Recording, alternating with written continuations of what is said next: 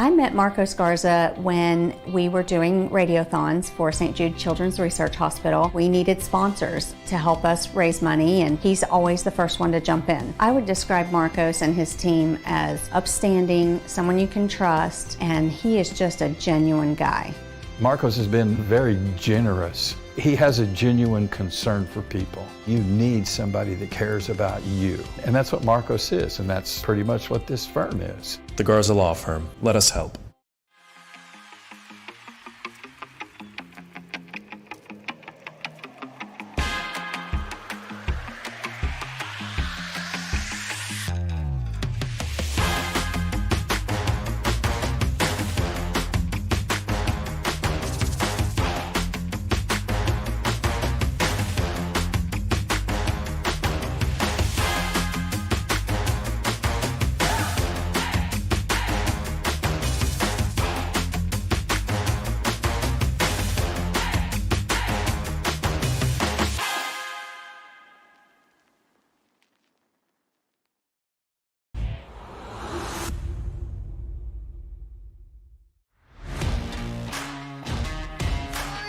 Like Millet might have won this. He did by 2/100ths of a second over Brandon.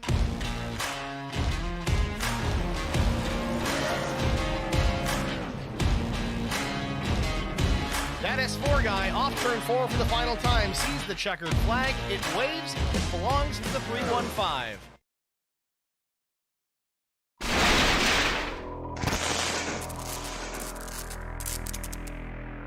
Checkered flag. Contact, and Brian Rose wins it. A photo finish at the line. Oh, we got a wreck. Will Hewitt's through the trial for the final time, and oh, they're wrecking. Big trouble. Vincent Short sneaks through, and I think Short...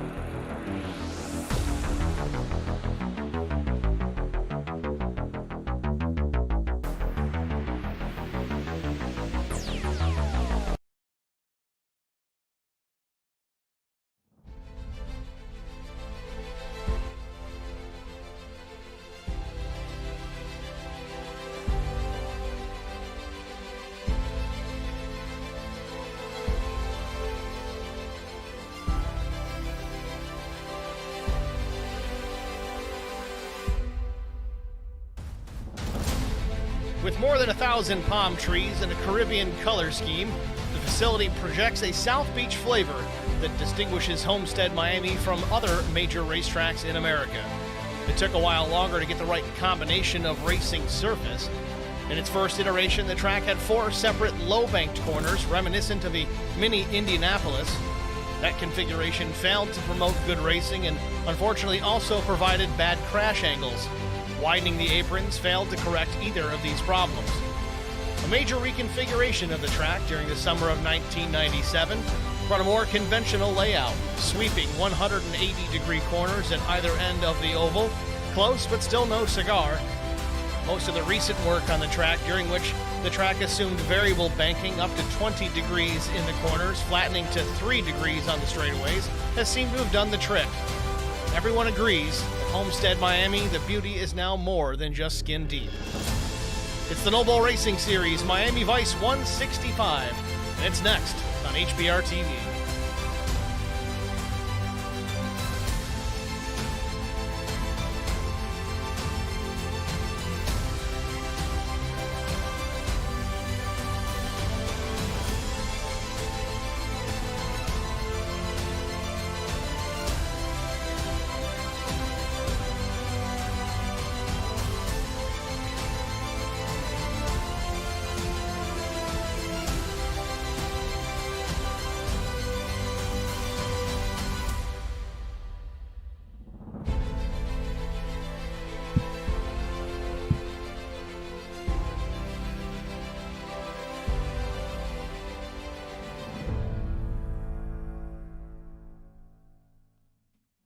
Good afternoon, everyone. Welcome to Homestead Miami Speedway for tonight's Noble Racing Series Miami Vice 165.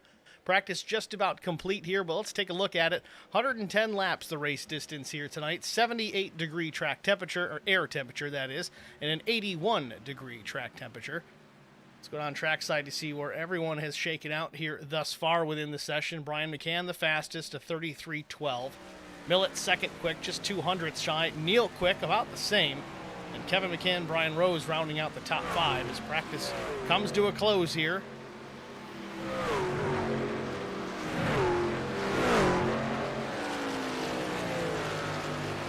A lot of close times up near the front, Steve. Yeah, Eric, looking at it, it's awful tight. We kind of expected that. We'll see if it remains just as tight in qualifying. Just like that, qualifying about to begin. See who hits the track first here. Looks like Will Hewitt's going to be the first to roll.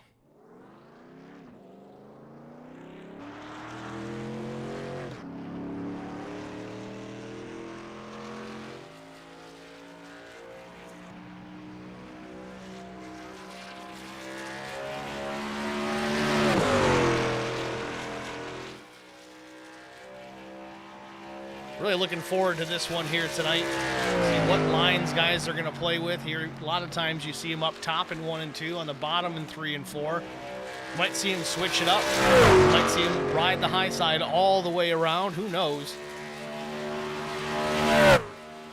Yeah, talking to a few of them earlier, they said it would be easy to get 2 lines going here, which could provide for some side-by-side racing.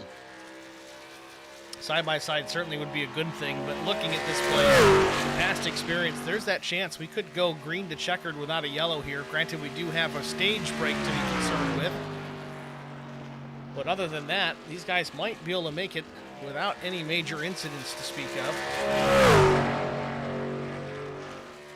So with that said, it's going to throw fuel into the equation. They got an 87% max fuel capacity tonight.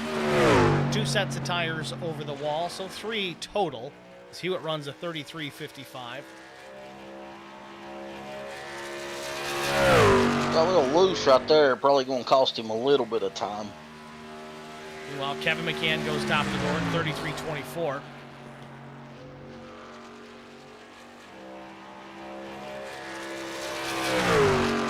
Burning the right rear off there as well. Threw some rubber right down the racetrack on the middle of 3 and 4. Let's see if it picked up any faster. 33.29 was still quicker. It's 5th quick so far for Will Hewitt. Speaking of quick, Neil Quick goes top of the board, 33.088 on his first lap. Down the backstretch here for lap 2. Cody Anderson to the stream chat. Hi, Steve. Hi, Cody.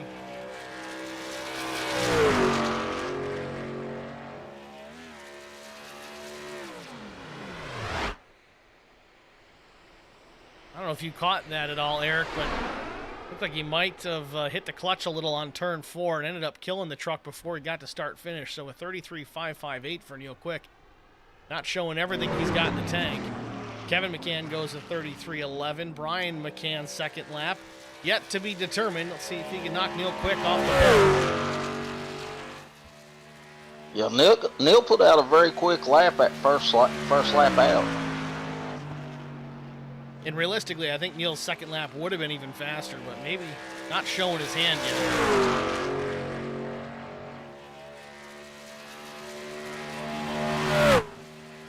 Brian McCann at the line, 33.22. Lap 2 not faster. Brian Torchia, 33.785 his first time around.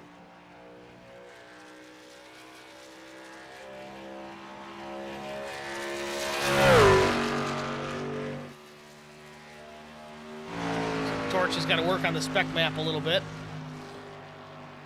Looks like he's got a little number issue there. Yeah, it just looks like he's got the spec map inverted.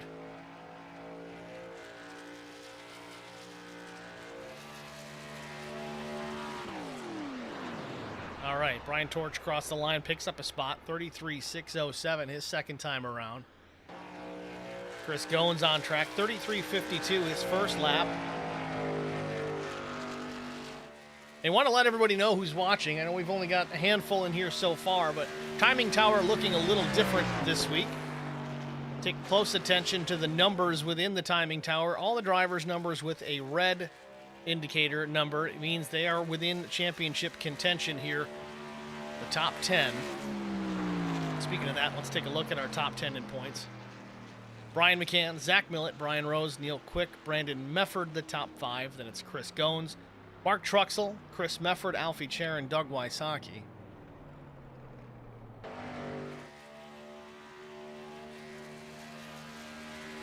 You know, and these guys are trying their best to make that cut.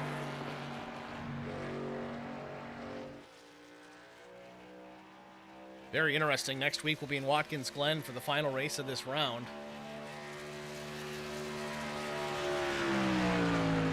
I think if, you know, you're not really good at road courses, you're definitely going to have to put in the practice, but you got to have a good solid race here to kind of fall for a backup for next week. And a lot of it really is working to a strategy and saying, all right, I know I'm not good on road courses. I'm going to come in here and just kind of take my time and just get what I can get out of this truck. Don't force the issue. Don't put yourself in a bad spot. Come out of there with a 10th, 11th, even a 12th place finish. You can call it a victory as long as it's enough to get you to the next round. Second lap for Alfie Charon, 33.359 seconds. For Alfie Charon, Zach Millett locks himself P3, a 33.11.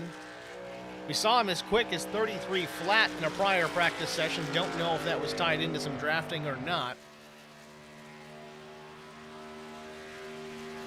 6 minutes elapsed here in qualifying. We're going to jump out and get a break out of the way before we get to our starting grid. Folks, stay with us.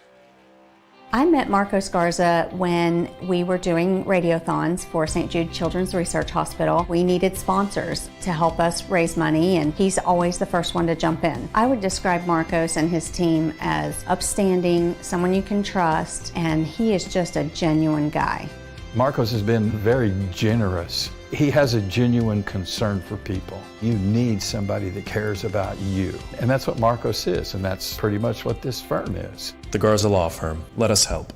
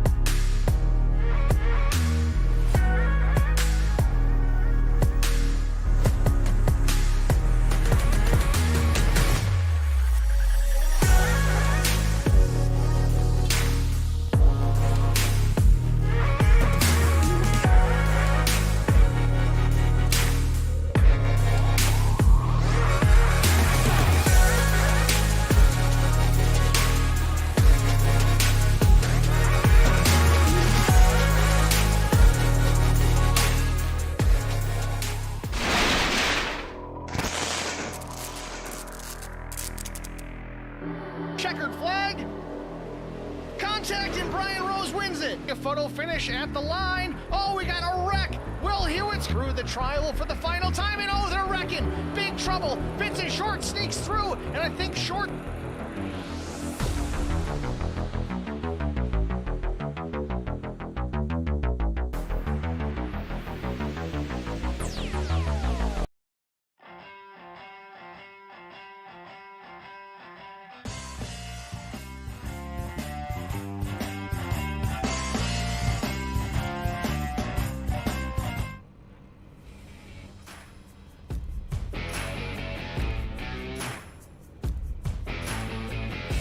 Back at Homestead Miami Speedway for tonight's Noble Racing Series Miami Vice 165. Take a look at our starting grid on the pole position with a lap time of 33.088 seconds. It's the 2 of Neil Quick. Outside front row, it's the 42, another IROC driver, it's Kevin McCann. Row number 2, Zach Millett, the 315. Holler Boys racing that S4 guy machine. He'll start third. Brian McCann will be flanking him from the 4th position. Chris Meffer, the number 46, rolls from the 5th spot. Jesse Redding with Right Turn Racing. He'll start from position number 6. Starting 7th, Brian Rose, also with Holler Boys Racing, HBRShops.com, number 89. 8th starter goes to the 99 of Tristan Sykes. 9th starter, Brandon Mefford in the number 83, also out of the IROC series. Starting 10th will be Mark Thomas, the number 50 Prestige Worldwide Racing driver. He'll start 10th. 11th starter, it's Joe Tucker, the number 13 with Hostile Intent Gaming. Chris Gones with Right Turn Racing. He'll start 12th. 13th starter goes to Will Hewitt. 14th starter from HLC Motorsports, the 71 of Alan DeFries. Alfie Charon will roll from the 15th starting position in the number 51. Noah Rainwater from Thunderclap Racing, the 05 will roll from the 16th spot. Eddie Rose starting 17th. And Brian Torsha, the number 81, starting from the 18th starting position. Roger Diebold, the 38, he'll start 19th with Eric Beadle, the 119 out of Beadle Motorsports. He'll start 20th. 21st, Drew Pratt. Doug Wysocki, also championship contender. He'll start 22nd. Matt Kopp from the IROC series as well, starting 23rd. And last but not least, shotgun on the field, it is the 5 of Mark Truxler. Your starting grid from the Miami Vice 165. Cars on their opening pace lap, and we'll be going green the next time by. So you know what I'm going to ask, Steve? Who's my pick? Who's your pick? Who's your driver? I'm going to go a little outside the box. I know he's had some bad luck this season, but I'm going to pick the 42 of Kevin McCann. 42 of Kevin McCann. Very good pick. I don't know. I just got a feeling. Sometimes my feelings are wrong. I am going to take the 83 of Medford. Solid pick. Green flag. Pace car's in, green flag waves. Neil Quick holds him down, starts the field off. We're off and running here from Homestead Miami Speedway. Like Neil's going to try to clear McCann going into 1. Not sure if he's going to be able to. Looks like he may be able to, though. Oh, we got trouble out of turn 2 already. Big time trouble. We got a car on its lid. It's Alan DeFries. Getting ready to have a cautions out, cautions out. How are you doing there, bud? Didn't make it one lap, and we got trouble out of turn number 2. Looks like Will Hewitt driving away from this. Might have had some part in it. I know we was watching it in real time, but it looked like maybe the truck may have been loose where the tires wasn't warm, and that may have caused it, but that's just seeing it live timing. Well, let's get a look at it. See what we can come up with here. Oh, is the 50 getting loose out of the corner?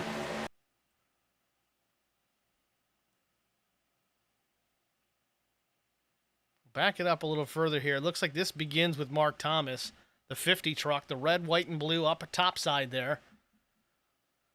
He's just getting loose on the exit. There was no contact to initiate it, just cold tires.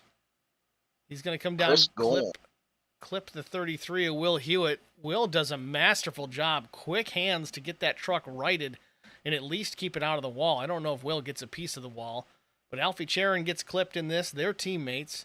Alan DeFries, a big-time rollover. He's done for the night. Does Will get through this? He does. I think he does. Just locked her down to the bottom. Good job by the 33 in a chaotic opening lap here from Homestead Miami Speedway. Yeah, he done a fabulous job of keeping it off the wall, but he got a couple breaks with the drivers not hitting him because he was coming out in front of a lot of guys. We'll watch it from the onboard with Chris Goins here. I thought Chris was going to get in on this, but he was able to get by it, I think.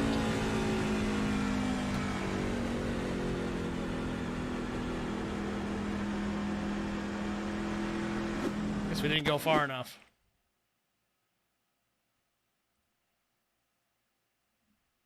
All right, so the 50 truck is directly in front of Chris Goins here. This is the middle of 1 and 2. You see Mark Thomas just starting to lose the rear end of the truck.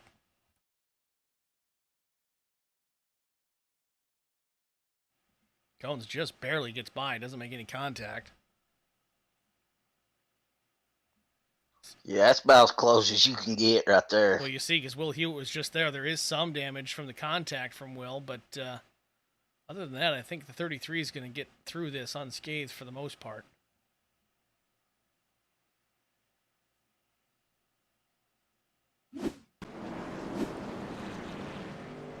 So tough break for Alan DeFries. First lap into this, and it looks like he's going to be out of this. Again, no fast repair here in the Noble Racing Series, so he's going to have to try and fix that one the old-fashioned way. When you put it on the lid, you got a lot of repairs ahead of you.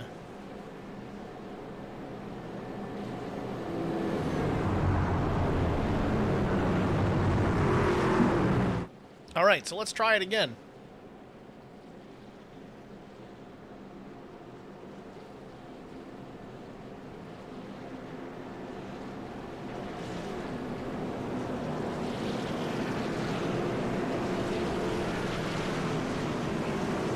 Man, Chris has got a pretty truck. I kind of like this 38 truck up top. Chris Goins, of course, has a good-looking truck just because it says Agent Dotson on the side, but Roger Diebold putting out a cool-looking paint scheme as well. All right, let's try this again, shall we? Pace car is off. Let's give it a whirl here. Green flag. Like a little bit better restart from Neil Quick as he's able to come up and take the lead without any hesitation.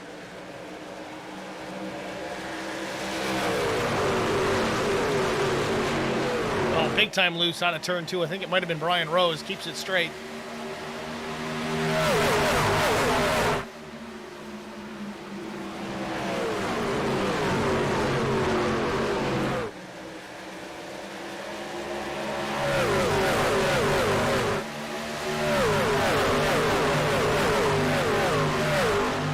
Neil Quick maintains the top spot. Zach Millet jumps up into the second position. Kevin and Brian McCann third and fourth. Fifth position's Chris Mefford. Changing of positions back and forth between the McCann brothers. Down the back straightaway, the black number 3 of Brian McCann to the inside.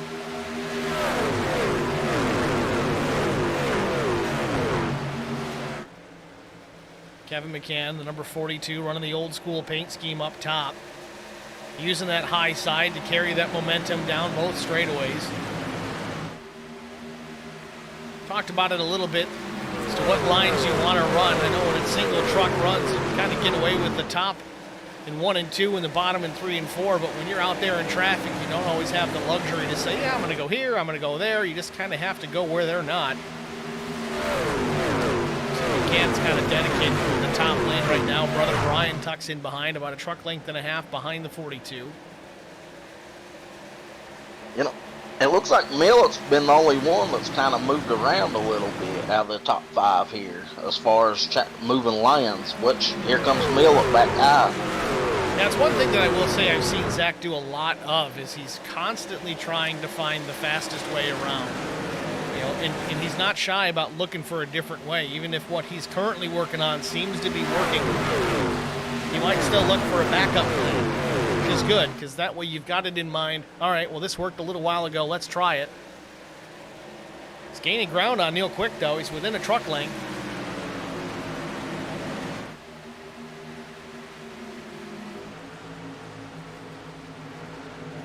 See if he can get this run. Maybe he'll see a crossover down the backstretch if he gets a good enough run.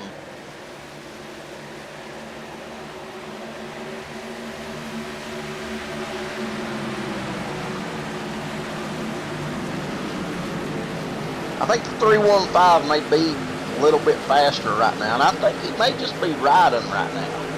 You know, currently Neil Quick and Zach Millett have the exact same fast lap of the day at a 33:21. And ironically, as they cross the stripe, they both run the exact same lap again, a 33:40 for each of them. Even more ironic, Brian McCann also ran a 33:40. 3 drivers within the top 5 running identical lap times as Millett makes a look to the inside on Neil Quick into turn number 3. Does he have the position? Thing is, Neil can pinch him down here, force him to the low side, kill the momentum of the truck, and then roll it back to the top and have his own momentum to defend. If this were the last lap, that would have been one hell of a photo finish, and it would have been the 2. But you see what's happening here. Quick and Millett battling. Both the McCann brothers are closing in pretty considerably. I think it's time to do something or get off the pot. Too late now. Kevin McCann has closed the gap. Now it's a 3-truck battle for the top spot here at Homestead, Miami.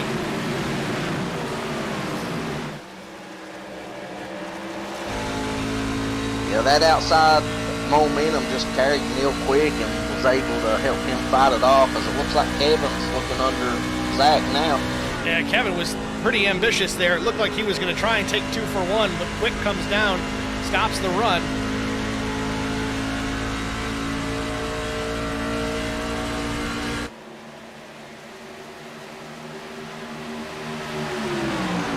Wow, Zach Millett was just pushing Neil Quick down the backstretch there, trying to keep him a nose out in front of the 42.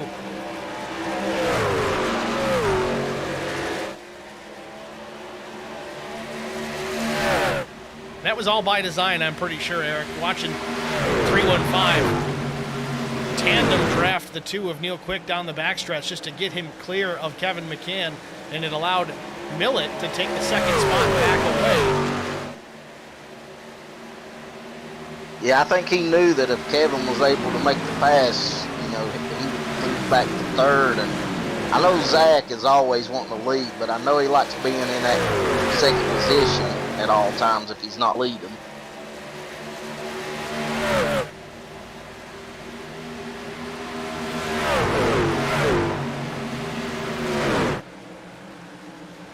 You can see it once again, Millett taking that top lane.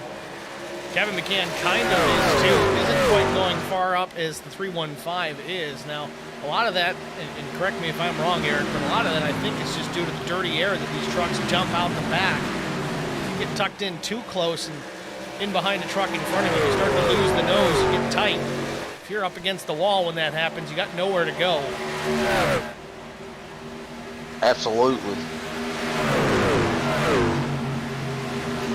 I think that Zach, you know, Zach has got 1 and 2 down, and he's got a good run down the backstretch, but he just can't do it on the low side. He just can't beat Neil Quick's run coming out of 3 and 4 unless he goes high, which I thought he may try to do there. He just ran out of momentum. Well, it's interesting because it seems that if you're in the outside lane, that is really the place to be to try and defend against the pass. Because you do, we saw it early already. We got a caution on the Speedway here. Not sure what happened, but maybe Mark Thomas involved in this again. I'm not 100%. Alfie Sharon, possibly an issue as well. Yes, on the front stretch.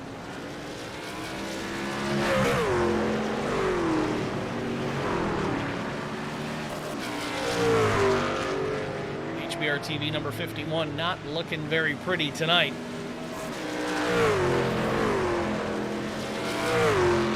Well, let's see if we can figure it out here. Oh, Jesse Redding and Alfie Sharon. Not enough space.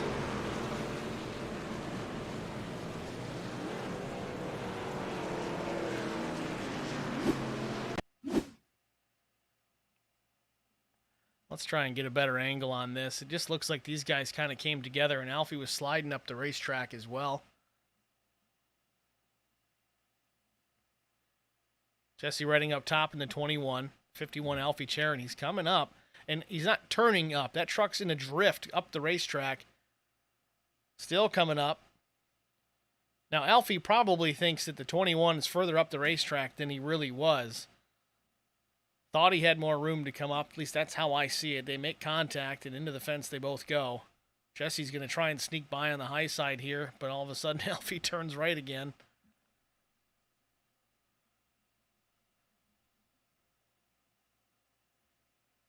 Yeah, it looks like he just pushed up the track into me.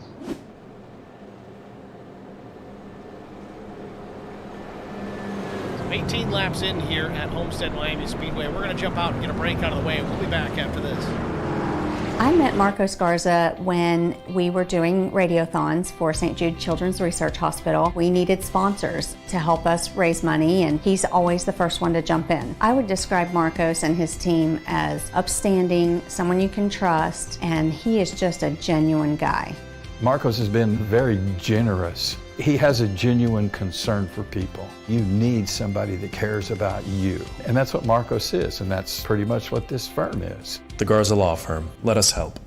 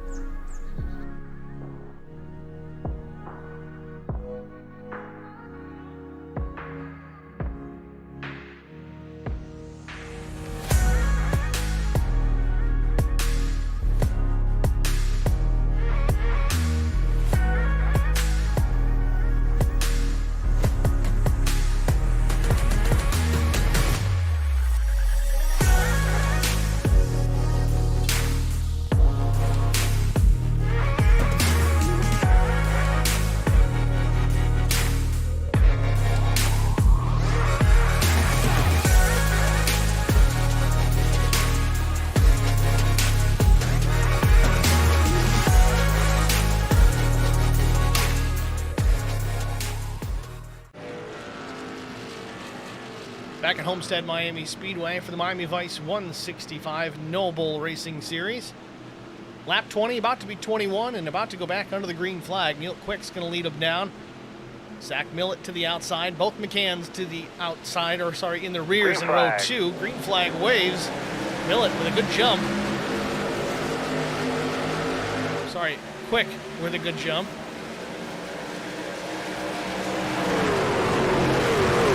Looks like Kevin's going to try to get under Zach. I don't know if he'll be able to with Zach getting the run. Zach may go for the lead right here. Big time.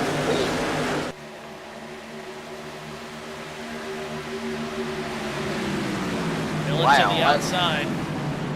That was a run and a half. I think Millet may be able to do it right here if he can. Oh, Quick disappears for a moment, though. He's out in La La Land. Where is he? Where does he come back? Does he come back?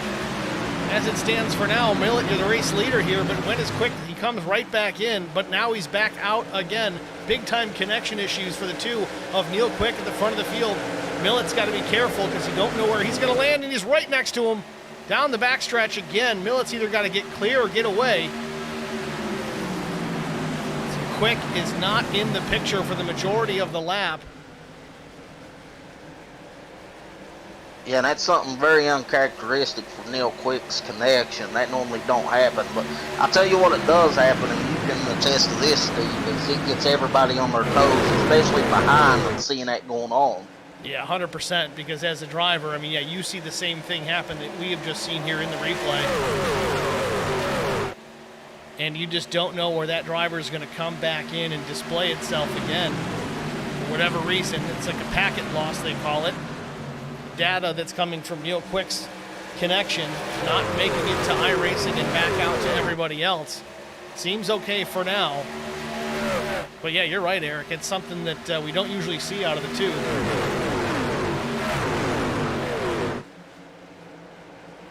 And that's something that the race admin can take a look at as well. If it becomes a problem, he can ask the two to pull out and go to the tail until he can get it figured out, or it just goes away. Definitely do not want any caution strictly based on someone's internet connection. Again, it's not a common trend with Neil Quick. In fact, it's very rare. I don't remember the last time I even saw it with the two, but seems pretty steady now. He's in their third spot. Kevin McCann up into P2. Yeah, it looks like it's good now, and like you were saying, you know, we've asked people to go to the back of the field until they've got it straightened out, but, you know, as it's going now, I think it's going to be all right, as, you know, he's battling back for second place, and I know he's probably wanting to lead back. Watching this battle up front. You keep watching Kevin McCann fight Neil Quick for position, but you're also seeing Zach Millet out of the corner kind of changing lanes, trying to break the draft. It's almost what you'd expect to see at a place like Indianapolis. Kind of slithering your way down the front stretch.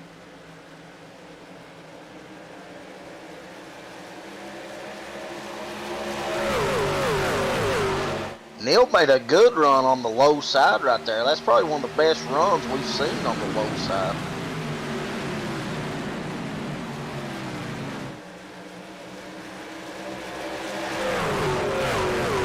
Nice thing about these guys, they can race so close together, inches apart without really hitting each other, causing problems. Great racing here at the front of the field. Top three under a blanket in fighting formation down into turns 1 and 2. Then Brian McCann, Chris Mefford 4th and 5th.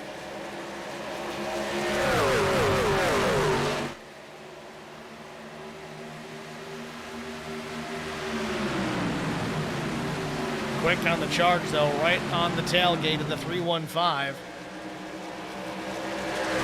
I think he's going to clear McCann right here, and he does. McCann tries a crossover. We'll see if he's able to fight back and get the position back.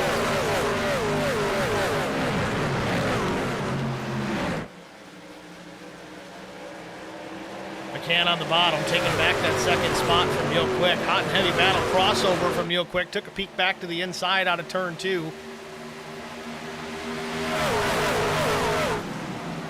Now, through all this, though, it's opened the door for Brian McCann to attack the two and take that third spot away from Neil Quick.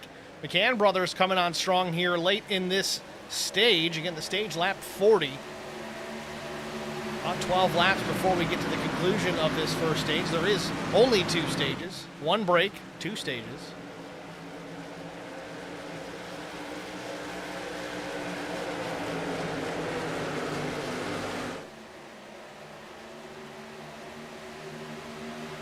Still watching the battle here between Brian McCann, now the 46 of Chris Mefford in the mix as well. Neil Quick able to hold off to 3, at least for the time being. But speaking of brothers, both Chris and Brandon Mefford in line together. The 46 and the 83 cross the stripe. they're going to try their hand on this bottom side, but man. I think they're going to get. Yeah, he had it run and Neil blocked it, I think. I don't know if Mefford lifts later on in the race if that same thing happens, because that was close, and he really had a good run. Had to check up to avoid contact with Neil Quick.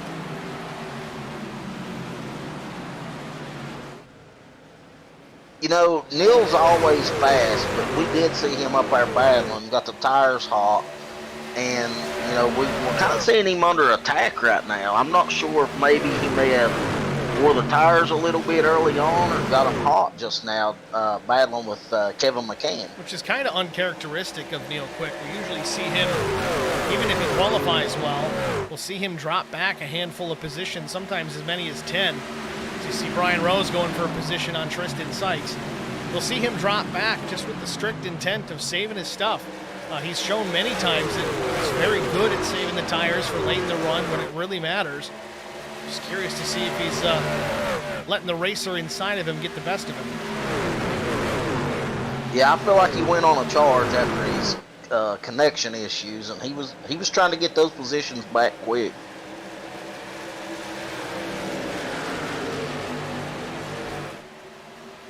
Brian Rose running in the 6th position. He's up 1 spot so far. Brian McCann, though, he slipped back to P7. He's down 3 spots. You talk about someone that might have burned off his tires. It could be the 3, or maybe he's just going to save it now for the next 9 laps or so before the end of the stage. Not a typical sight we see with the 3 of Brian McCann, him going backwards, but we got a battle for the lead. Millett and Kevin McCann. McCann on the bottom, Millett up top.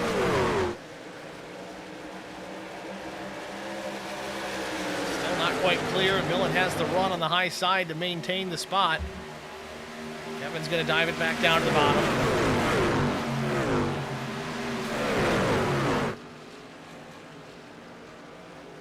You see that Millett pinched him off.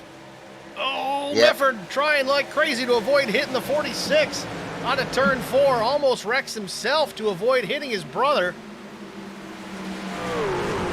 That's brotherly love there. Show is. And like I said a few laps ago about giving somebody a break, I don't think he does that with 5 to go. Look at Brian Rose out of nowhere into 2nd. Talk about somebody who might have saved his stuff until right now. Well, he's on a charge.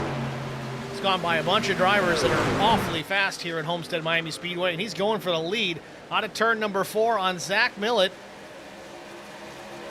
At the stripe, Millett's going to maintain the position, but you're right, Eric. Brian Rose on a charge. Nose is out in front into turn number 1.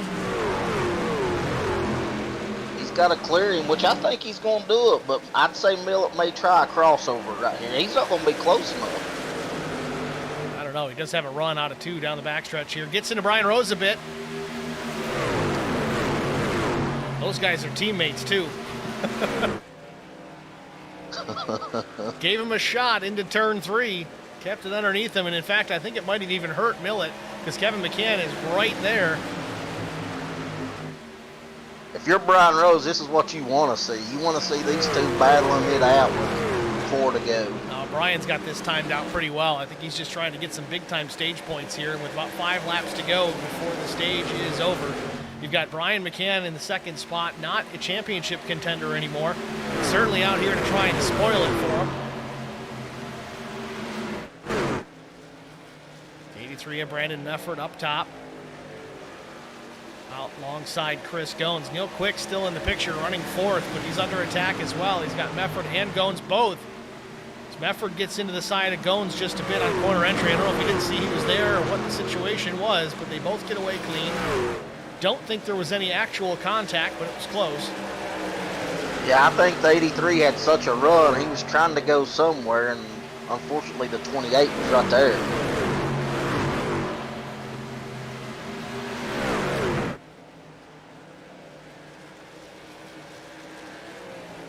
Gonna go 3 wide here onto turn 4. Think better of it getting back into turn 1, but still the battle continues. Quick and Goins on the bottom. Got Millett and Brandon Mefford topside. In the mix there, you've got Drew Prell, the 80 truck. Oxy Green Solutions Chevy Silverado. 3 wide into 3 again.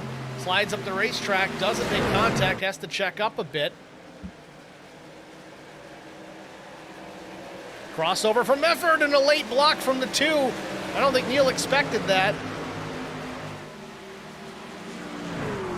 Neil's got fortunate a couple times with the Mefford brothers, and I know they've raced together a lot, so that's probably the common courtesy they've gave him.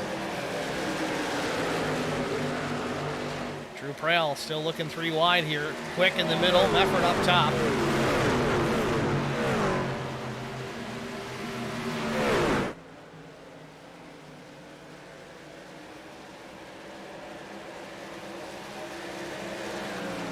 Last lap of the stage, Brian Rose, your race leader. About a 3/4 second advantage over the 42 of Kevin McCann. Yeah, I mean, like we've said, he came out of nowhere. He was in 6th place when we were talking about him, then all of a sudden, he was battling Millett for the lead. And what have we said about Brian Rose in this place? He absolutely hates it here. Sounds like New Hampshire. Everywhere he hates, he does really well at. Well, here he is out of turn 4. He's going to take the stage win.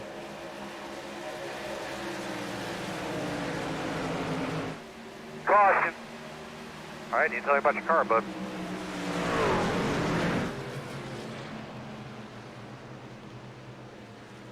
So Brian Rose, your stage 1 winner here from Homestead Miami Speedway. Second was Kevin McCann. Drew Prale up to P3. Brandon Mefford, Zach Millett, the top 5. Then it's Chris Goins, Neil Quick, Tristan Sykes, Brian McCann, Chris Mefford, the top 10. Now, I'm just wondering, it looks like when I'm looking at the scoring tower or timing, Brian Rose pitted. I wonder if he had 4 fresh. Looks like Brian pitted lap 18. Pit stop was 15.9 seconds. That would be a 4-tire stop. So that explains the lightning pace that the 89 had there all of a sudden. But we only have 2 sets over the wall, so what does he do now? Does he take tires even though it's on the stage? Because we got a ways to go. I think he's got to. Like you said, you know, this track is notorious for not having any caution, so I think he's got to go the rest of the way. So even though he pit 22 laps ago, you think he's going to take tires again? I do, yes. That's a long way to go, Eric. That's 70 laps almost he's going to have to go on that one set. He may not. I think if he don't, obviously he's going to fall back. Well, we're going to find out here. He's in the box. Does he take fuel only or does he throw tires on it again? Fuel only for Brian Rose. He's gambling. Brian Rose is sitting at that poker table waiting on his card. And that card's going to be a yellow flag that he's going to need in about the perfect amount of time here before he goes a lap down. If he can manage to get tires on that thing late in this race, he's going to be hard to guard. Let's try and get a word with Brian Rose. Pull him into the HBR TV broadcast booth. Brian, it's Steve and Eric in the broadcast booth. You with us? Yeah, I got you, Steve. Congratulations on that Stage 1 victory. We saw you take tires there at lap 18, this time fuel only. How do you feel about your chances of holding these guys off long enough to hopefully get a caution to bolt 4 tires on and finish this thing off? Yeah, I'm not too optimistic about that, but not one of my better tracks. Really struggle here. So I was starting to fall back there early in that run. And I thought the best thing to do for points in the playoffs is come up here and get a stage win, lead a lap, get some points. You know, at least make it a good points day. We're going to struggle right here in this stint, but hopefully we get some cautions to land our way and get this HBRshops.com truck a pretty good finish tonight. We certainly wish you luck the rest of the way, Brian, and hopefully you get that lucky caution late. Thank you, guys. It's Brian Rose, your Stage 1 winner. As he said, he's pretty much made his bed here. He's going to have to sleep in it one way or another. But you never know. Maybe we get lucky. Maybe he gets a caution. He can bolt on those tires and then have a bit of an advantage like he did in that first stage. He's just got to have that caution fall perfectly for it to work out. Yeah, and one thing, you know, me and Brian's know each other 20, 30 years. And I can tell you, he's practiced this and he knows the situation. It wouldn't surprise me if he hasn't ran this type of laps with his tire wear, and he knows what's going to happen. He knows that it's going to be harder, and he's playing for it. It's one thing that I have noticed this season versus previous seasons is every single race week, the HBR guys are practicing and practicing and practicing. Not just looking for lap time, but looking for scenarios where the tires fall off. What can we do to save fuel? You know, looking at it from all angles, trying to find a way to win. And it certainly improved the racecraft. I know for certain out of Brian Rose. We've seen it with Zach Millett as well. Even some improvements with Carson Conway. Carson, unfortunately, absent here tonight, not able to make tonight's race. The biggest thing Brian's got to worry about here is if he is a lot slower, not getting ran over, and not causing a bottle up behind him that causes an incident.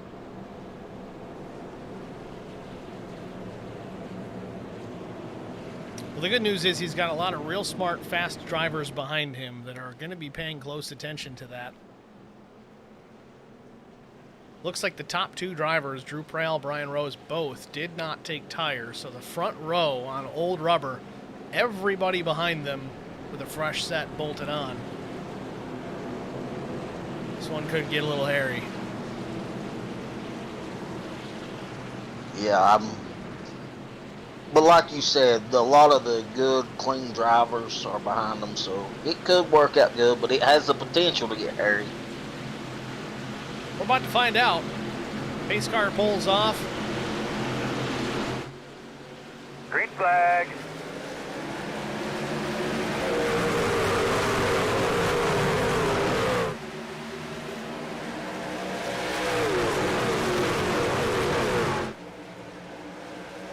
Kevin McCann already taking the lead.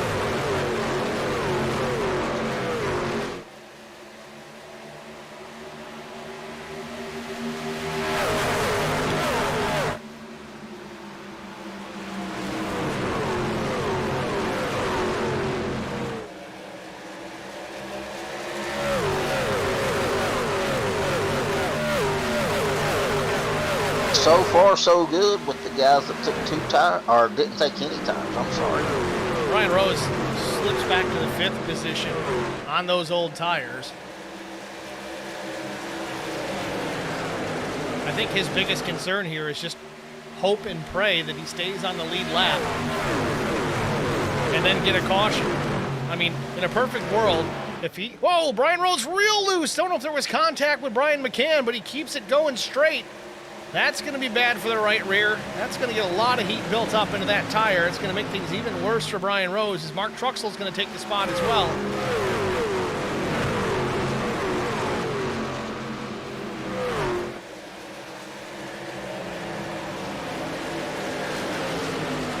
So I was just saying here before that almost crazy incident with Brian Rose, it's a perfect world for him. As he gets passed by this field, and the leader gets within half a lap of lapping him, and then the caution comes out.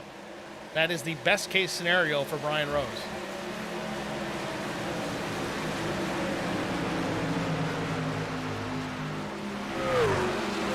You see he's already slipped back to P16. Yeah, and I think we've only had 1 4-call caution so far.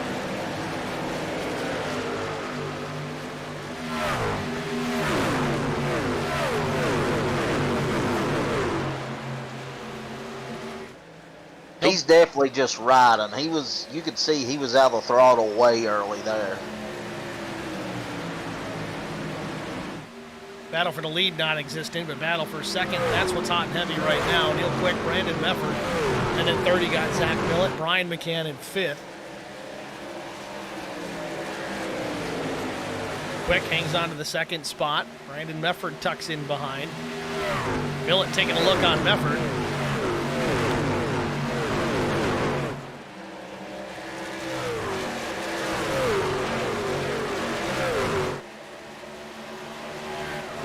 Kevin McCann's certainly loving this right now. Millett closes off the advance, though, tucks up in front of the 3 truck.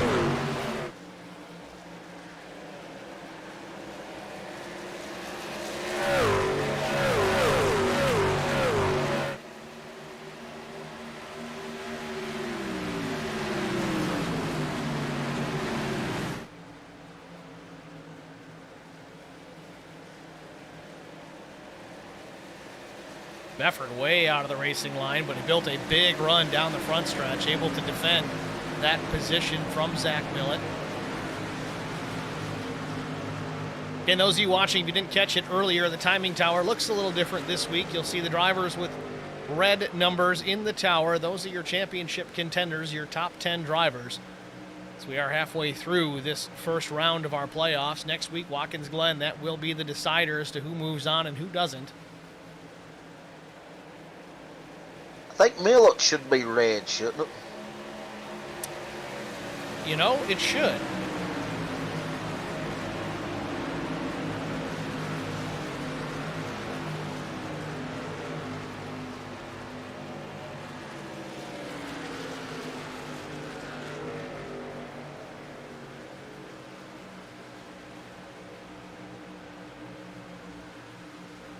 Fixed it. You're the man, Steve. I mean, we got the top 7. 6 out of the top 7 are championship contenders. And in all honesty, you look at guys like the 46 of Mefford. He's not, in this top 10 right now, but he's running 12th. It's a decent position. Plenty of time to work his way up there. Doug Wysocki, of course. Brian Rose, we talked about his woes with the tire strategy that he's working with. Trying to make it a good points day. I know it's tough to do that, but Alfie Charon back in 19th. Remember, he was involved in that crash.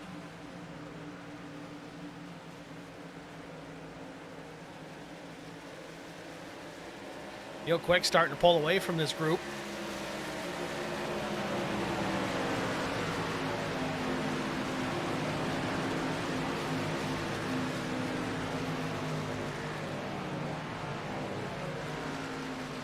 Medford and Millett both trying to get that position.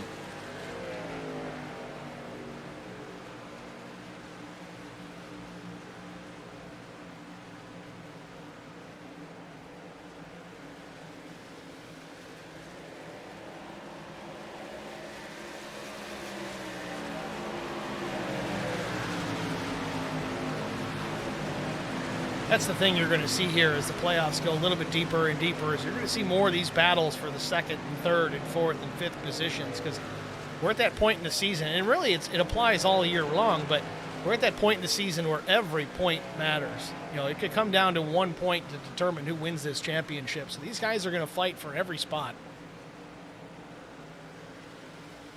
Yeah, I mean, the strategy on Brian Rose's part, he really wasn't up front all race. He done a pit strategy, won the stage, got the stage points. I mean, now he's praying for a miracle, but if it works out, it could definitely work in his favor. Yeah, I mean, winning the stage points the way that he did, if he makes it into the next round, I mean, that's helpful. That's a very big deal, especially if he's at a place like this that he's not a huge fan of as far as how it races. He just can't get a hold of it. You got to think, all right, would he have done better just running it? Doing what everybody else does. As far as points are concerned, not have a great finish, but maybe a top 10, top 15.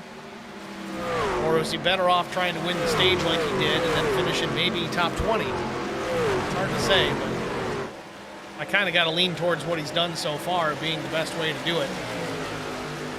Yeah, and the thing with him is he's not going to compete for a win, I don't think, next week at Watkins Glen. But he has absolutely improved so much at road courses.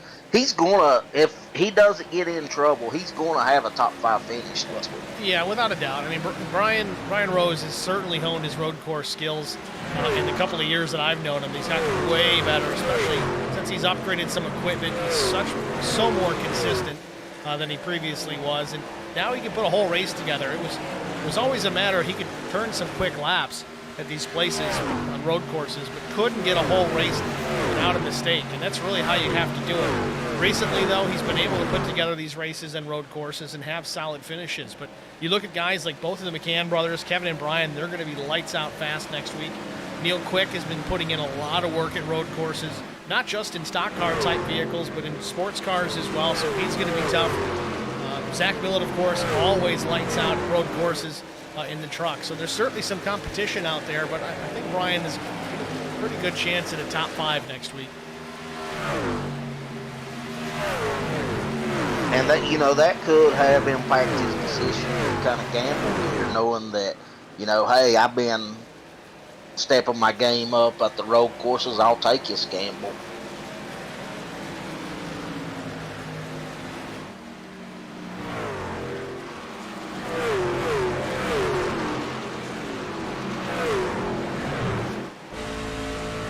Riding on board with Brandon Mefford, trying to defend against Brian McCann.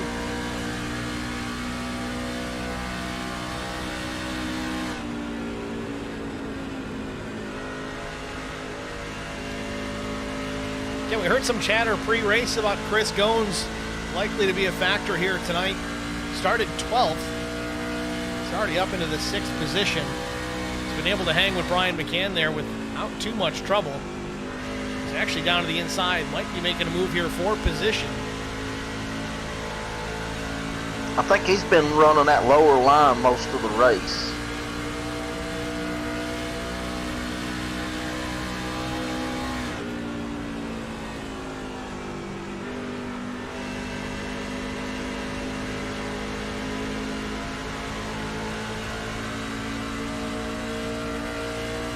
Now, Eric, I gotta say, I know your sponsor is all over the hood and the quarters of that truck, but that is, in my opinion, I think the best looking EDA truck that Chris has run thus far. What do you think? Absolutely. I was just sitting here thinking the same thing. I was thinking, did he paint this or somebody else? Because it looks good. No, that's a Chris Goins edition.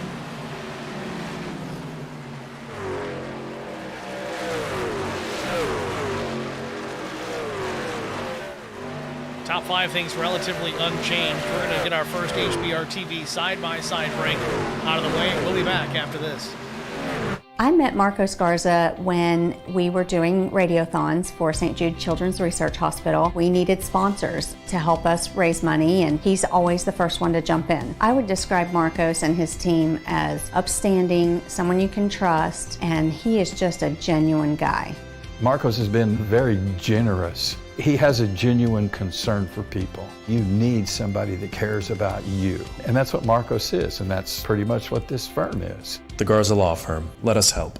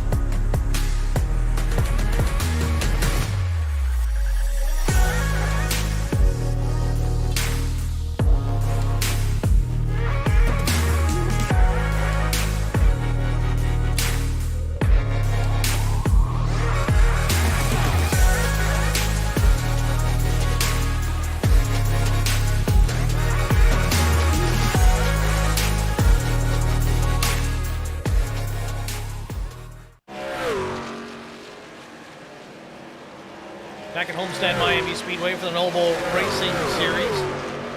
Kevin McCann still out in front. Zach Millett, Chris Goins now the third place driver.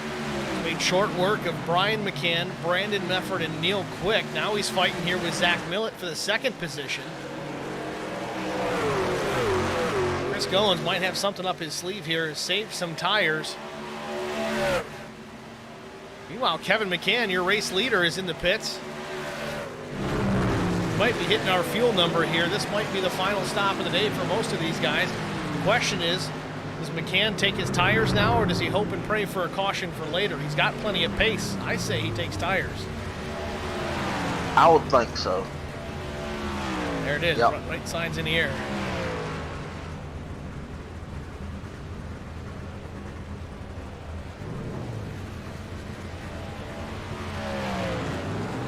.7 seconds. Pit stop for Kevin McCann as the race leaders go on by. Chris Goins looks like he may be able to clear Millett right here. Oh, he's well clear. 3 truck lengths at better, maybe more for the 28 truck of Chris Goins, the agentdotson.com machine at the point here, lap 72, Homestead Miami Speedway. Some pit stops underway. Brian Rowe is one of them. We were wondering when Rose was going to try and come down and take those tires. He's going to be on the same strategy as Kevin McCann at this point. I think Brian at this point has to just conserve though, but not lose time, just kind of keep pace in case a caution does come out, because I don't think he's going to be able to run anybody down. Long stop for Brian Rose, 15.65 seconds. He's down and away. Chris Goins, though, out in front. It's got to make Haley in Sweden happy. It's her #1 favorite driver. She says, hi, Steve, and everyone. Happy racing day. Glad you could make it, Haley. I know it's late. Always appreciate you jumping in.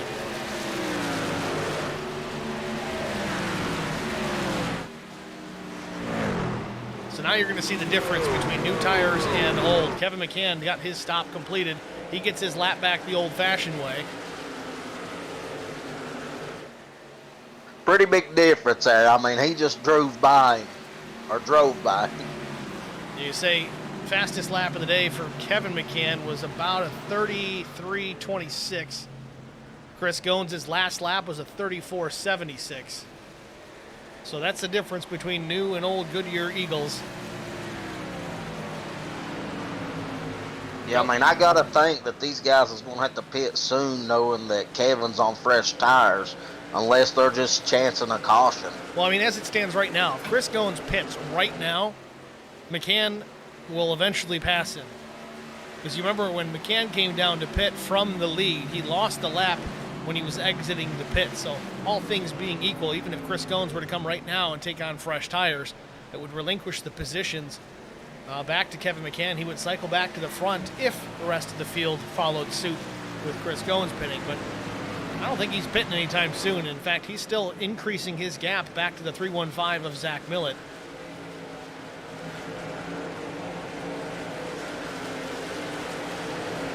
Once again, though, Eric, you pointed it out earlier, but look at our top 10. The top 7, all 7 of those drivers, championship contenders. You say the cream rises to the top. Well, there you go. My buddy Mark Truxell, look at him out of nowhere. Haven't heard much about him today. If I had a dime for every time I said or heard someone say Mark Truxell coming in out of nowhere, I'd be a rich man. That's Mark's specialty. It really is. I mean, to call Mark Truxell a ninja, I guess it's rather applicable because he doesn't make a whole lot of noise coming up towards the front, but he's up 18 positions here in that top 6 spot.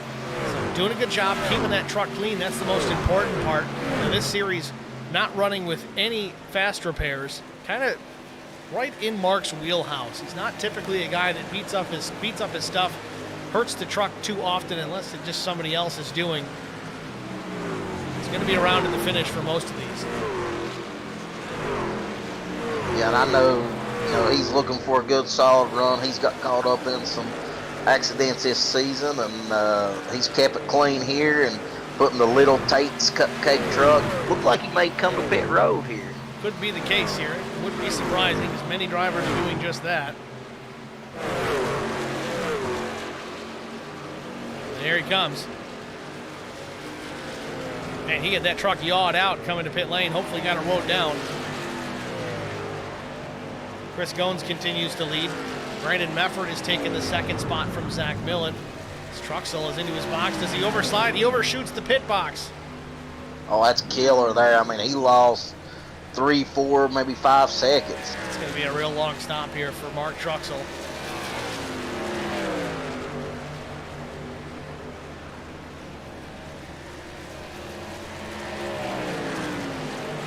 .1 seconds. It could have been way worse. Zach Millen down pit lane here, lap 80.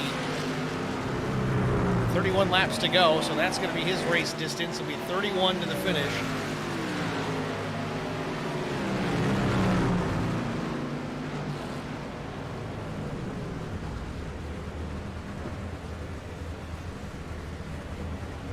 I think Chris Goins is just out there riding, hoping for a caution, because if you think back, when we have green flag cautions, most of the time the cautions happen after the pit cycle when you have people that are on newer tires against people on the older tires. So I know Chris is, which he hit pit road, it looked like.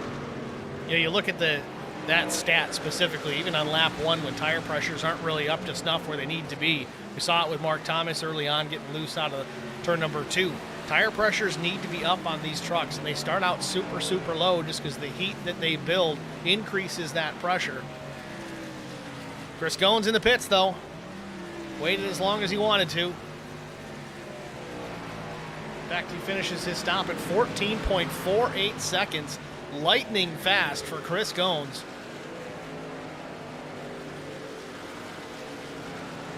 So now the best thing he's got to do is hope they cycle out with Kevin in front of him and him having time to run Kevin McCann down. Well, really what he needs to do is he's got to run down Brandon Mefford. He needs to get that lap back. That is true, too. I'm not sure where he lands as far as first truck 1 lap down. I think he would be the lucky dog right now. He is awful close to these leaders here. It won't take too long to cut into that gap. Real quick on the pits.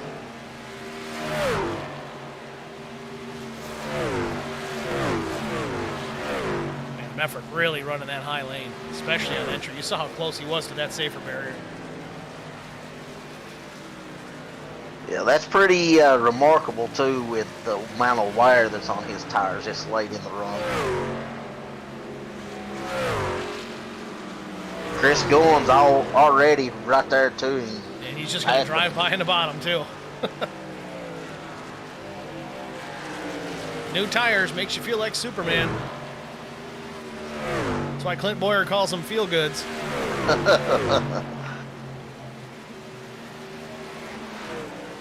Looks like Mefford may be headed up the pit road. No rainwater in the pits. Some damage on the right side of that 05 Thunderclap machine. Comes into the pits. He's 12th, 13th, and falling.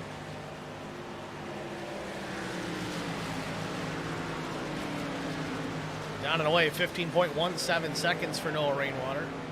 Brandon Mefford in the pits as well. Matt Kopp. Brian McCann is cycled out to P1. 4 seconds back to the 46 of Chris Mefford.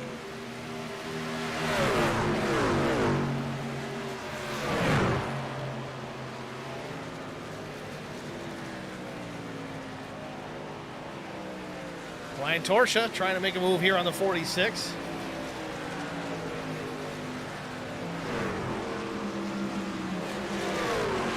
Torch pit at lap 75. So we've got 25 laps remaining here from Homestead.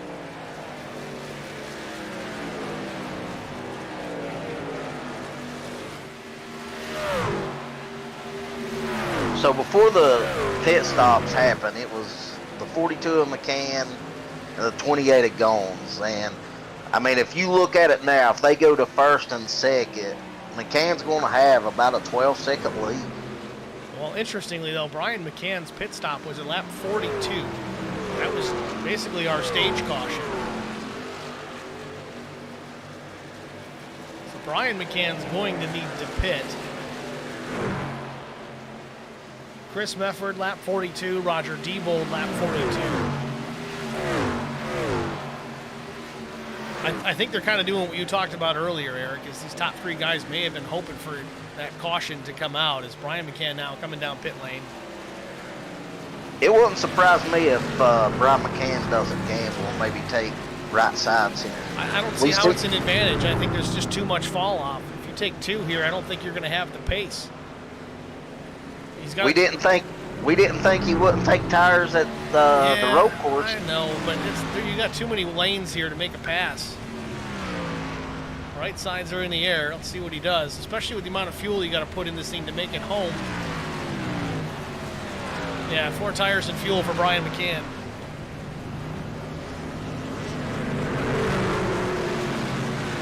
Through that cycle, look who's back out front. 42 with Kevin McCann.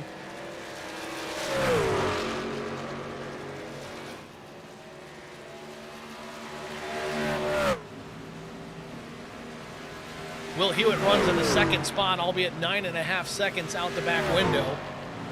He pit at lap 68, so a pretty similar strategy with Kevin and Will. Zach Millett pit lap 79, so his tires are the freshest in that group. He runs third. Chris Goins cycled to fourth, Neil Quick fifth. Freshest tires on the racetrack. This might scare you. They belong to the 3, Brian McCann. 22 to go. Got 22 seconds behind though. He'd have to make up a second a lap. Well, let's watch it here. Leader's last lap at 34.18.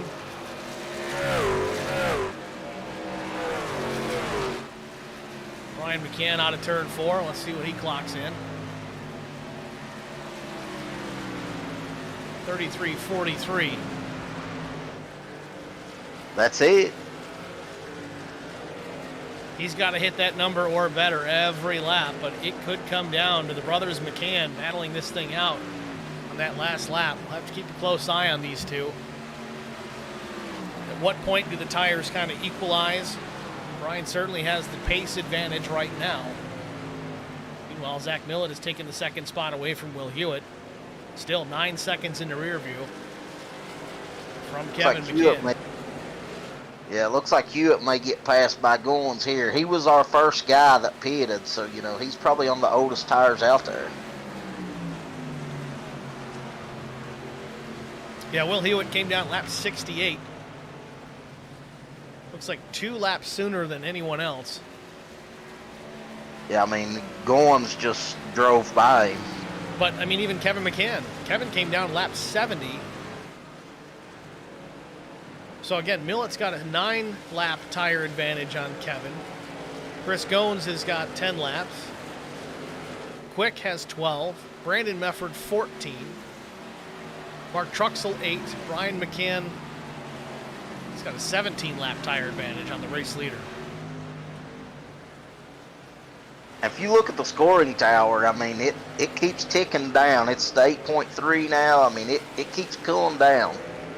And again, you really got to focus on Brian McCann, 1886, 1884. Not the greatest of years by any means, but that deficit's getting smaller and smaller. I think the trouble Brian's going to come into is, later on this run, these guys aren't going to be so easy to let him by and maybe holding him up and blocking him. Well, traffic's going to come into play, that's for sure. Right now, though, it's already coming into play for Brian McCann as he runs that 8th spot. He's got to work his way through the field as well as trying to maintain pace as to not lose any time off the 42.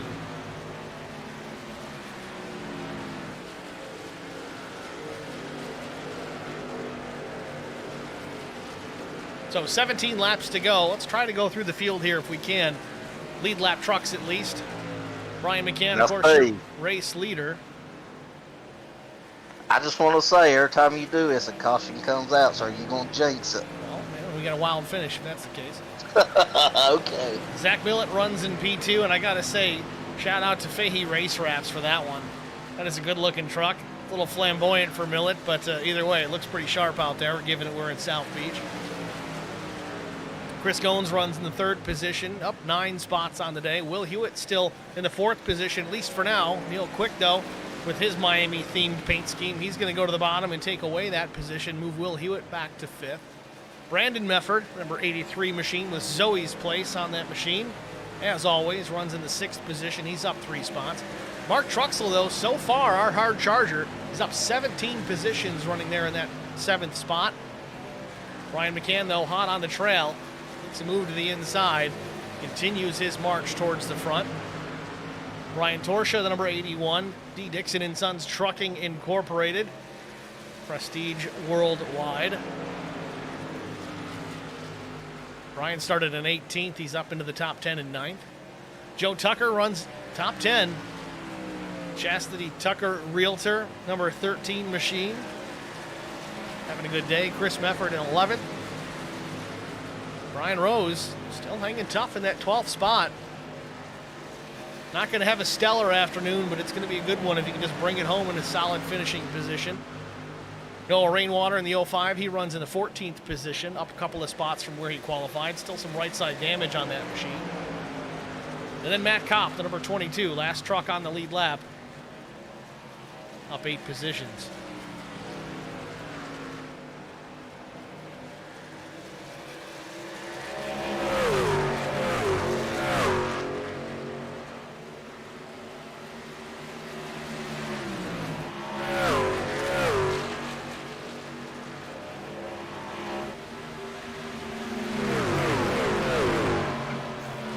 Checking on some other battles throughout the field here. Everyone's pretty well spread out through the cycle of green flag stops.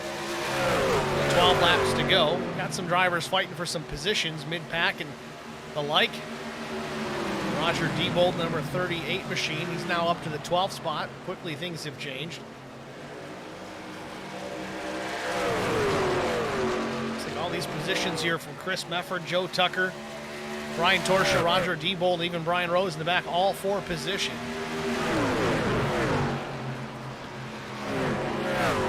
Less than 12 laps to go. Kevin McCann still the race leader. Millet closing in, though, less than 5.5 seconds.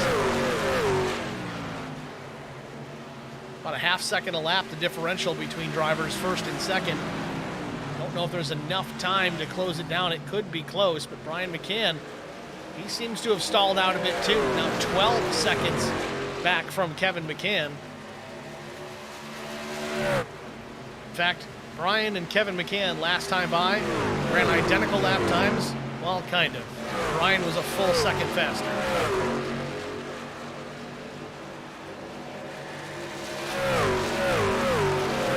I don't know, Eric. I think things could still change considerably here before this one's over. The finish is certainly not set. Even though with 10 laps to go, McCann seemingly out to a huge advantage of 5 full seconds. But every corner, every lap, that deficit is getting smaller and smaller. Yeah, I mean, they're charging hard towards him, and the worst thing that could happen for him is a caution. I mean, you never know. These guys are battling hard through the back of the field and throughout the field, really. So you never know what's going to happen. So we know Kevin's rooting for it to stay green. Kevin McCann has had a tough season here at Noble.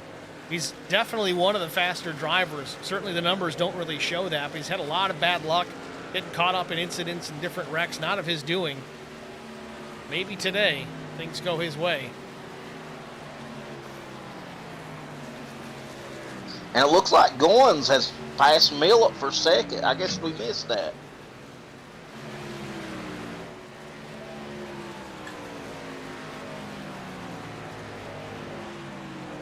Won't miss it much. Let's go look at it here. Looks like Chris Goins gets to the bottom here on Millet. Just has him set up just perfectly, and I think he clears him right on the exit of turn 4. Or does he battle back? The battle continued. Didn't have Millet clear at the start-finish line. Certainly clears him down into turns 1 and 2.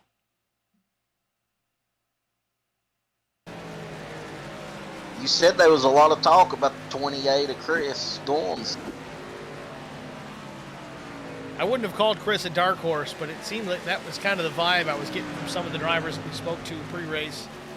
Keep an eye on the 28. He's going to be fast. And honestly, it's really not to anyone's surprise. He's, in the last handful of months here, he's switched over to a pretty decent VR system. One that I couldn't get working on my end, so I sold it to Chris. And since then, his pace and consistency has significantly improved. So you see he runs here in the second spot. 7 laps to go, 4 seconds behind race leader Kevin McCann. Haley in the stream chat, again reminding me to tell everybody to hit the like button, smash it as hard as you can. Really does help us, guys. If you could just push that like button. If you're here watching it especially, it's easy to do.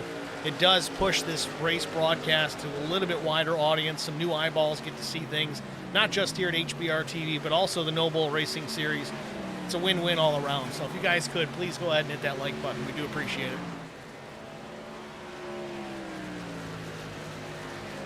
Chris Goins within maybe 2/3 of the straightaway behind. He is closing in on Kevin McCann. It's about a half second faster that last time by. It's going to be close. If they keep running the same paces they're running now, it's going to be close. I think he'll catch him. I just don't know if he'll have enough time to do anything with him.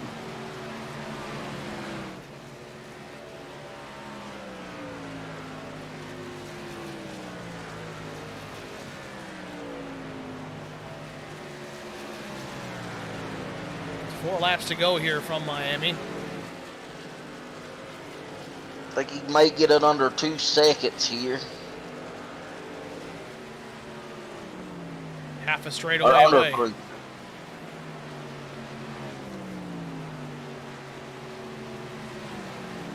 The thing too is, you know, maybe Kevin backed off, maybe cooling his tires, saving a little bit, because he knew Goins was catching him. I'm sure Goins is giving it everything he's got.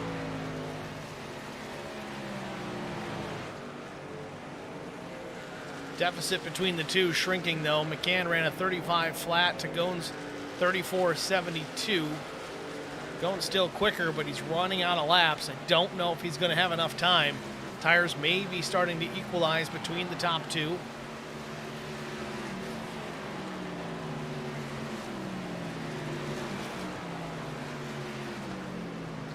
Pretty equal distance between the top 4. Even Brandon Mefford back in the 5th spot, same scenario. Mark Truxell, though, still having a day in that 6th position, now 8th. Chris Mefford on the bottom, trying to take that spot away. Might have him clear. We'll continue to watch this for a moment. Down into turn 1, the 46, Chris Mefford to the inside. Truxell goes way up the racetrack, trying to maintain that speed and momentum. Looks like Mefford's got him clear. Nice and easy, though. Move Mark Truxell back to P8. Still a solid day for the 5. Out of turn 4, white flag in the air, it waves. Last lap for Kevin McCann. He's got 2.39 seconds over the 28 of Chris Goins. Yeah, I think he definitely picked up the pace the last 3 laps.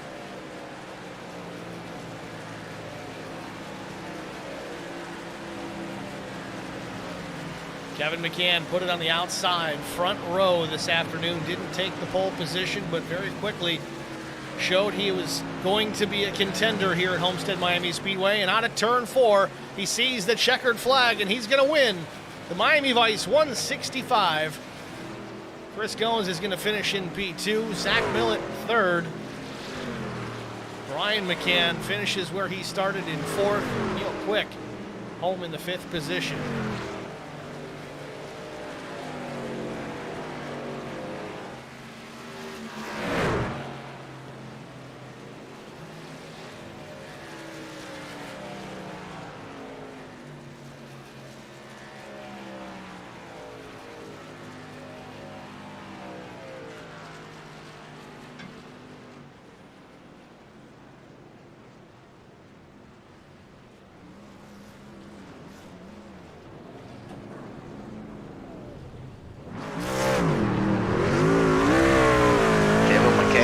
Burn them down.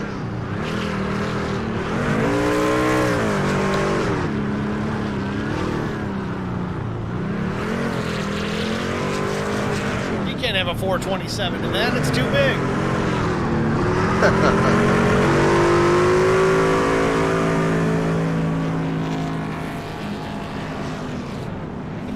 Oh! Hit Chris Goins on his bird out. That's all right. It'll rub out. Chris was ready to take a clean truck back.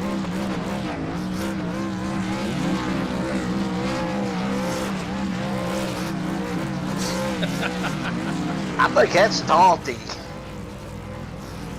Kevin McCann doing donuts around the competition.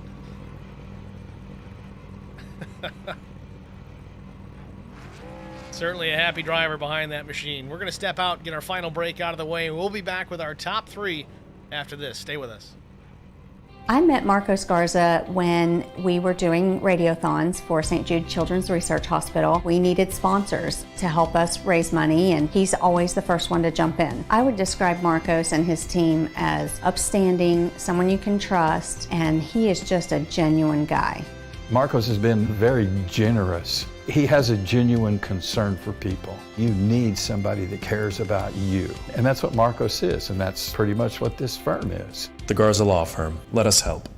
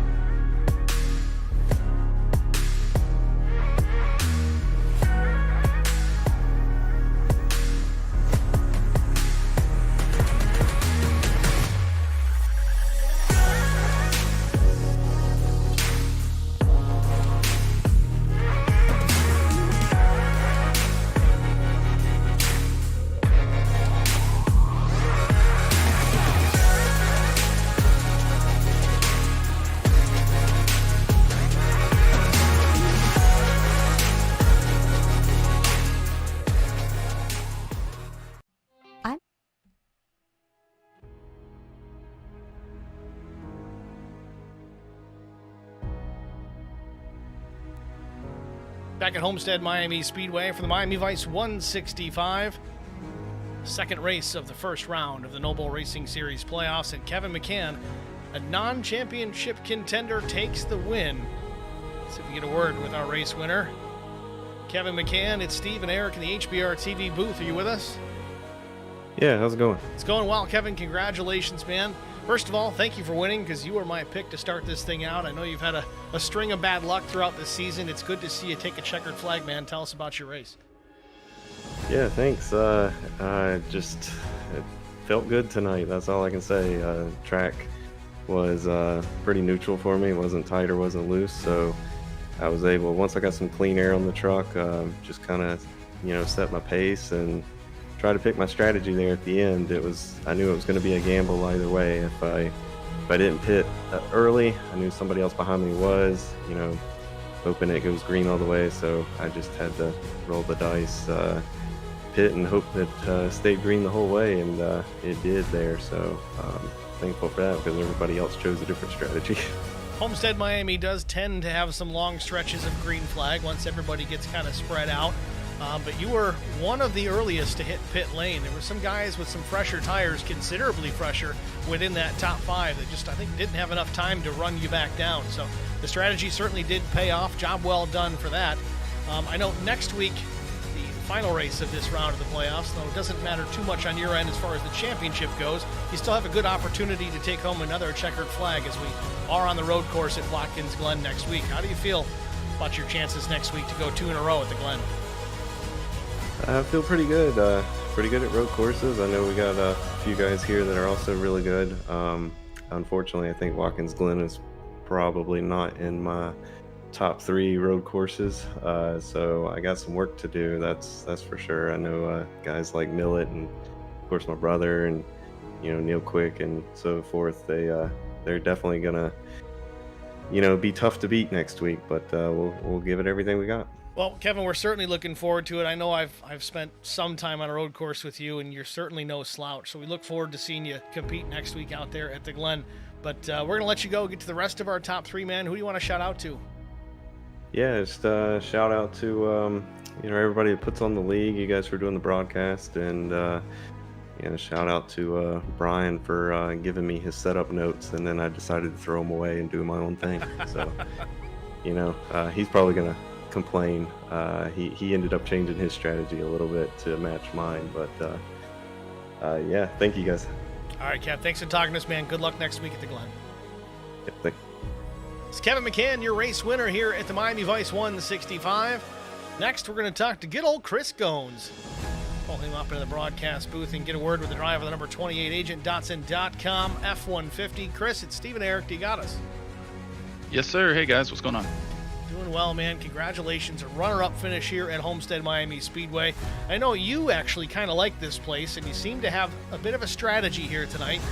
You came through here, very good pace, starting to cut your way through the field, and really at the end, starting to cut into that deficit between yourself and race leader Kevin McCann.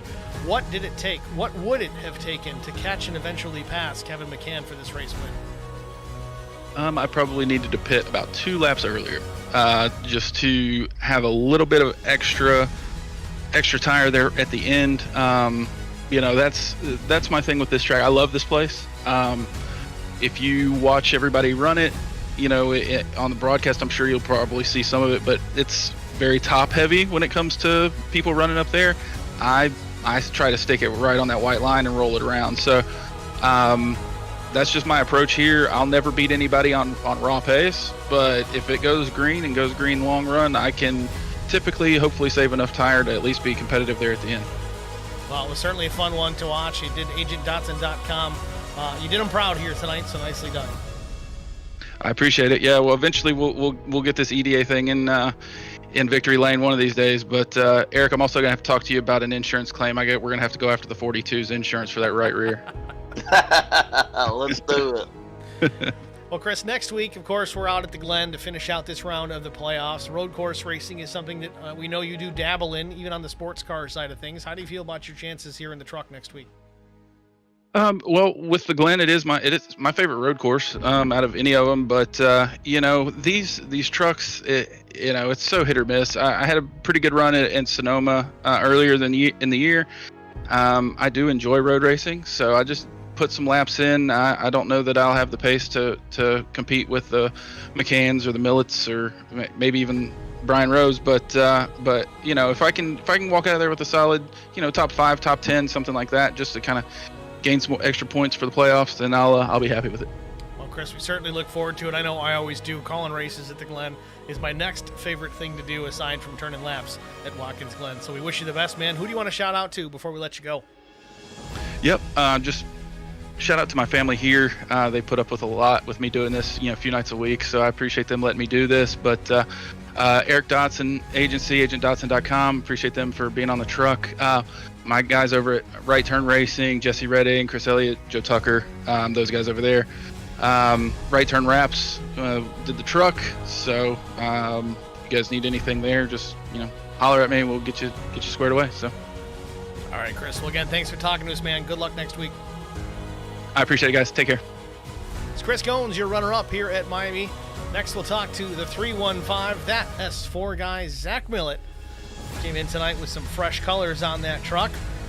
Couldn't bring it home with a checkered flag, but a top three will have to do. Zach, it's Steve and Eric in the booth. You with us? Hey, Steve, got a copy. Yeah, let's try it again. We got you? Hey, Steve, got a better copy. All right, even better. All right. Well, Zach, congratulations, man. A third-place finish. You qualified third, you finished third. I guess you can't really complain too much about it. I know, of course, you always want to win the races. But as long as you're not going backwards, I guess that's not too bad of a thing. Tell us about your race, the strategy that you had coming into tonight. Did you stick with it? Could you done anything different for a better position tonight? Man, it was tough out there. Anything past like 20 laps, the truck was getting pretty loose. And then once it was over getting loose, then it started getting really, really tight. So I don't know, strategy-wise, I don't know. Going into the race, I was thinking I wanted the newer tires later, kind of like what Brian McCann was doing. But after Kevin Pitt, the way he passed me and Chris, I mean, he didn't even have to try. I mean, the amount of track position he gained in 10 laps was just ridiculous. When I came out of the pits, I think he was 10 seconds up. So, I mean, really any track, any, newer or older tires, it doesn't matter. When you're 10 seconds up, that's a pretty good gap. So we'll have to write that down for next time, that's for sure. Well, I know you're usually pretty good about taking notes and going back and looking through things to see what happened the previous time. Of course, lesson learned, and maybe we get a W the next time you're through here.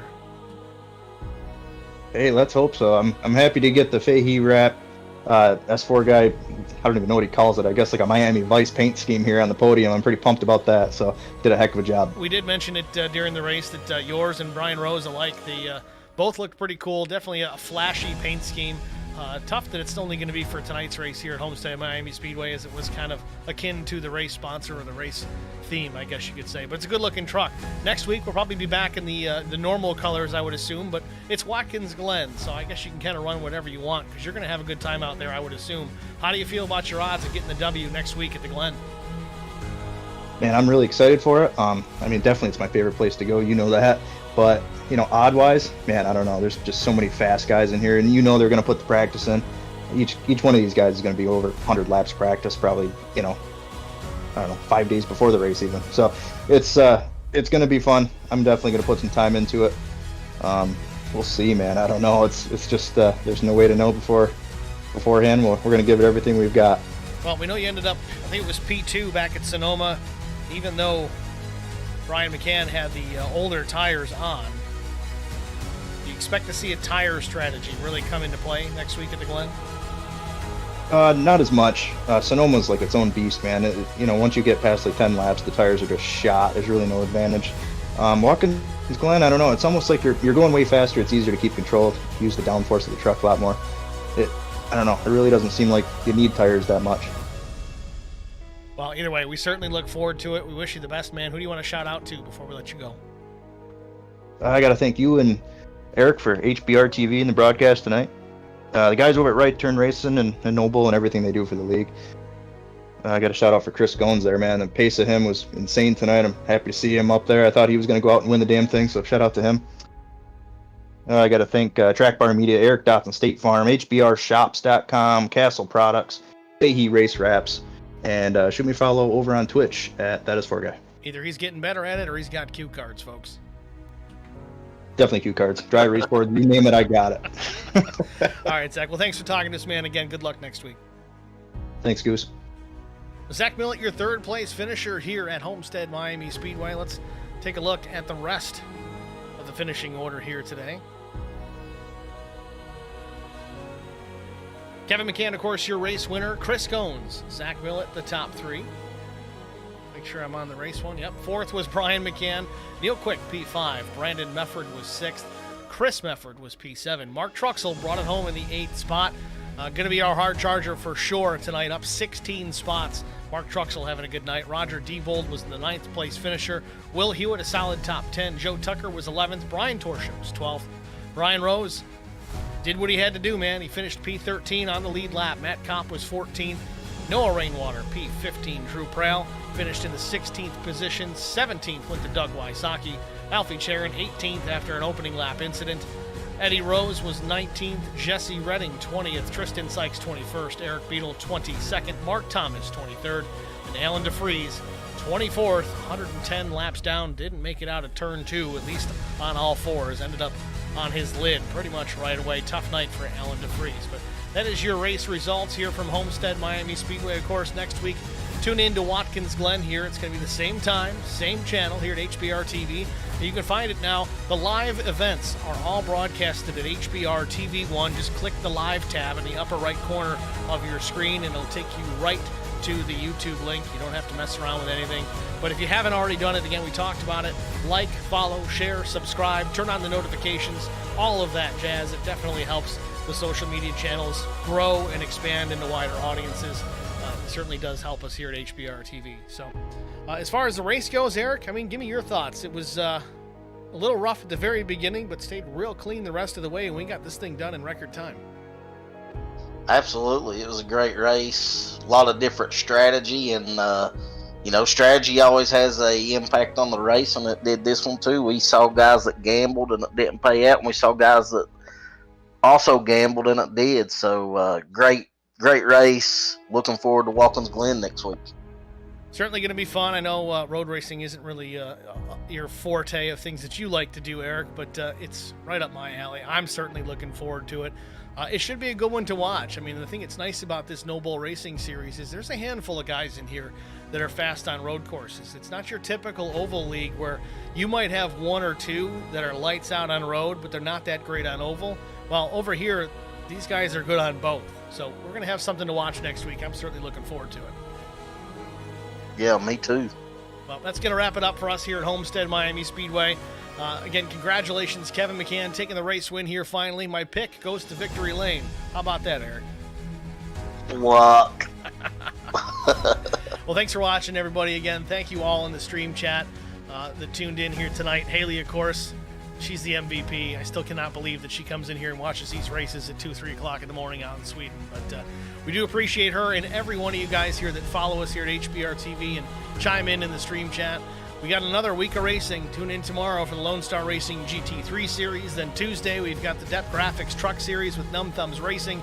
Wednesday, it's the season finale of the Black Horizon Truck Series. That'll be out at Chicagoland Speedway. And then Thursday, still at Chicagoland Speedway, it'll be the Lone Star Racing Cup Series. So plenty of action this week. Be sure to tune in for it. Even if you're just hanging out, just chime in here. Give us a like. Say hello. Even if you're in the middle of dinner, it's okay. We won't tell anybody you're being rude. It's fine.